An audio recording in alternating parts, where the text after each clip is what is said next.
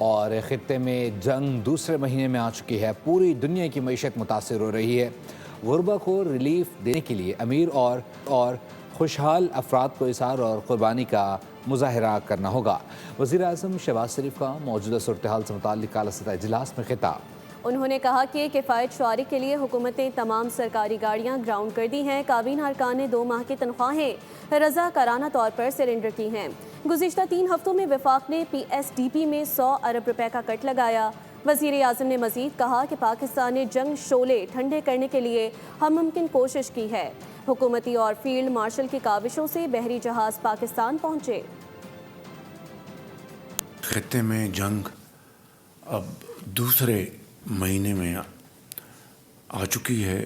ہمیں غریب کو، عام آدمی کو پروٹیکٹ کرنا ہے اور جو اشرافیہ ہے اس کو ایثار اور قربانی کا مظاہرہ کرنا ہے. کیبنٹ کی 2 مہینے کی تنخواہ جو ہے وہ انہوں نے والنٹریلی سرنڈر کی. تیل کی جو کنزمپشن ہے اس میں 50% کی کٹوتی لگائی.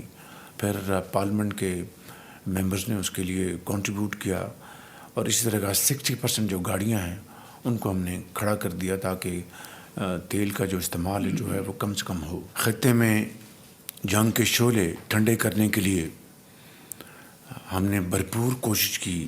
بڑی کاوشوں کے ساتھ الحمدللہ ہمارے جو 2 جہاز کھڑے تھے آبنائے ہرمز میں گزرنے کے لیے جو انتظار کر رہے تھے، وہ ڈپٹی پرائم منسٹر اور فیلڈ مارشل کی کاوشوں سے دونوں جہاز الحمدللہ وہاں سے گزر گئے.